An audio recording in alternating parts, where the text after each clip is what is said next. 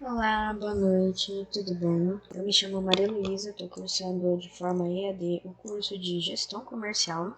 Hoje, na matéria de Gestão Estratégica de Pessoas, nós vamos falar um pouquinho de estratégias e desafios. Basicamente, o tema sobre o que a gente vai falar é da qualidade de vida no trabalho nas micro e pequenas empresas, né? O que acontece?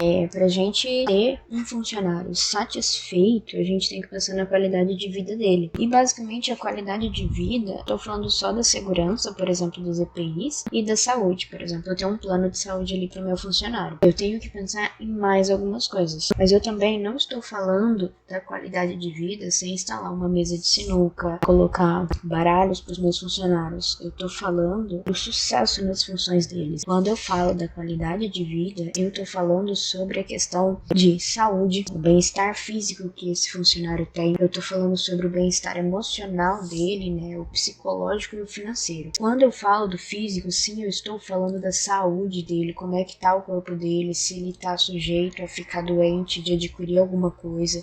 Quando eu estou falando do emocional, eu estou falando sobre a realização dele. Por exemplo, se é uma pessoa que está satisfeita de trabalhar ali. O psicológico já vai mais uma questão um pouco mais a fundo sobre a questão de, por exemplo, assédio, quando acontece, né? Também tô falando sobre reconhecimento, né? A pessoa se esforça, você não reconhece, ela fica desanimada. E o financeiro, obviamente, a gente tá falando sobre a remuneração. A remuneração desse funcionário, ela tá sendo suficiente para ele? Porque assim, quando eu falo da qualidade de vida, se eu tenho um funcionário engajado ali, se ele tá satisfeito, eu vou ter um cliente satisfeito. Um funcionário satisfeito, ele traz muito mais clientes do que um funcionário insatisfeito. Porque esse funcionário que está bem, que está gostando, que tem motivação, que é produtivo, o que acontece?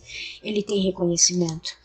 Ele pode liderar uma equipe, ele vai crescer, ele vai ter mais benefícios. E quanto mais ele fizer, melhor reconhecido ele vai ser. E então, assim, ele consegue trazer mais clientes aí para nossa empresa. Agora, a gente vai falar um pouquinho aqui sobre os desafios.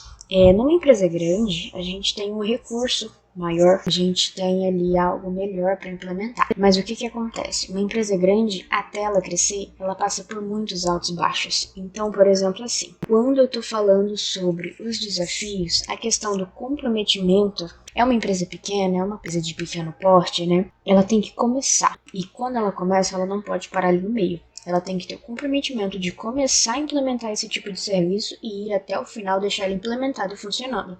Isso geralmente acontece quando tem um setor de RH na empresa. O RH ele consegue lidar muito bem com as relações humanas ali. Quando eu falo da compreensão, a empresa ela precisa entender o que o seu funcionário precisa. Por exemplo, eu tenho ali uma pessoa do setor de RH que o funcionário foi conversar com esse setor, né? Descrever o que ele está precisando. Então a gente corre atrás disso. A gente também não pode deixar para lá. A gente tem que entender o que o funcionário precisa para o mínimo trabalhar. Se ele vai se destacar com isso, ótimo, o que vai ser necessário depois, isso aí entra numa questão mais à frente. Mas o mínimo do mínimo eu preciso fornecer para o meu funcionário. Contribuição. Quando eu falo da contribuição, eu estou falando dos colaboradores. Por mais que sejam benefícios para eles, podem ser que alguns fiquem tipo, não sei o que.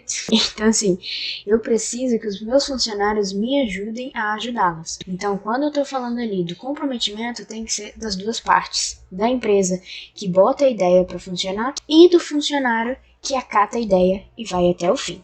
Quando eu tenho um funcionário que está desmotivado, o que acontece? Ele trabalha sem foco, é o chamado presenteísmo.